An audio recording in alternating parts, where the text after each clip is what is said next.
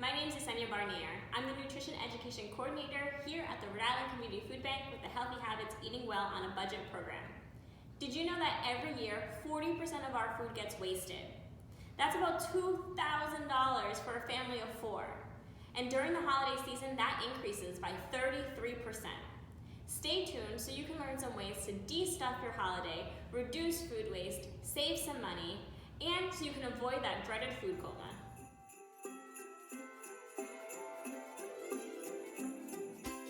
The first step in de-stuffing your holidays this year is to avoid over-making food. This might be especially hard this year since our celebrations are going to be a little bit smaller than what we're used to. And don't get me wrong, there's nothing wrong with some leftovers. And in a few moments, we're going to show you some great ways that you can use those leftovers. However, planning for the correct amount of people that you're going to feed is a great way to reduce our food waste, and it'll even save you some money. To help you out, we've created some tips that you can use when planning your meals based on the number of people that you're going to be feeding. Let's take a look. Let's start with our big ticket item, turkey. Shoot for 1 to 1.5 pounds per guest. This is plenty for the meal and leftovers. If you're having a smaller group this year, consider buying just the turkey breast instead of the whole turkey. For potatoes, use about 1 large potato per guest. For any roasted veggies, a good number to base your portions off is 4 ounces per guest. That's about half a cup, depending on the veggie. And of course, we can't forget the stuffing. Try to make about 3/4 cup cooked per guest. That adds up to about 3 cups of cooked stuffing for 4 guests. Now that we've got our portions figured out, how do we resist the temptation of all these delicious meals during the holiday season? This is where our mindful strategies come into play. Mindful eating is the practice of being present during mealtime. It's listening to our bodies and understanding what it needs and what it doesn't need. Start with smaller portions. You can always go back for seconds later on if you want them. Try to minimize your distractions by turning off the screens, and take this opportunity to really enjoy your food and slow down. Savoring each bite, enjoying the flavors and the textures. Remember, you spent all day long cooking this delicious meal. Enjoy the fruits of your labor. Slowing down also gives your body the opportunity to understand if it's had enough. This is a great strategy to use so you don't feel overstuffed at the end of your meal. A good way to avoid overeating is using the hunger scale. Start before you eat by taking a moment to check in with your body and identify where it falls on the scale shown here. Your goal is to stay between a 4 and a 7. Avoid getting too hungry. This often leads to overeating. Check in after eating a few bites. Can you feel a change? Eating your meals slowly allows your body to start digesting and will eventually give you the cues that you are getting full. Taking that moment to pause during your meal will help you avoid going any higher than a 7. Now that we've made the right amount of food and we feel satisfied, what's next? Why not try moving a little bit? I know this is probably not your first idea after eating a meal, but you'll be surprised how easy it is to move around when you're not in an overeating-induced food coma. A little bit of light movement after a meal is a great way to get your digestive system going, and it'll even give you a little boost of energy. Why don't you try some of these great strategies that we thought about to get you moving from the beginning to the end of your holiday festivities? While the food is in the oven, play a backyard football game. Turn TV watching into a game. Create rules for different scenarios depending on what you're watching. Let's use the parade as an example. One rule you could use is every time you see an animal float, run around the sofa, do some jumping jacks, or run up and down the stairs. Not only will this get you moving, but it also brings an extra layer of fun to your holiday traditions. After the big meal, try to do some stretching. If weather allows it, take the opportunity to go for a walk. So we cooked the right amount of food, we made mindful choices, and we even moved a little bit. But just as the day is winding down, we realize we have all of these leftovers and we don't know what to do with them. Leftovers are a great way to reduce food waste. But eating the same thing day in and day out can get a little bit repetitive. So we have some healthy habits ways that you can use your leftover staple items in a new way.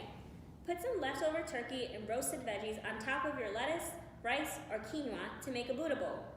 Combine leftover turkey, cranberries, celery, and Greek yogurt to make a turkey salad sandwich. Blend together leftover pumpkin puree, milk, or milk alternative, a frozen banana, cinnamon, and some maple syrup for a pumpkin pie smoothie. Use up your extra stuffing by mixing it together with some eggs, spinach, cheese, for some tasty leftover egg bites. Bulk up any of these options by adding in extra fruits and veggies you have on hand. Today we're going to walk you through our favorite next day recipe, leftover egg bites. This is an incredibly tasty spin on leftovers that bring familiar flavors to a new dish. It cuts down on our food waste and makes a delicious filling on-the-go breakfast.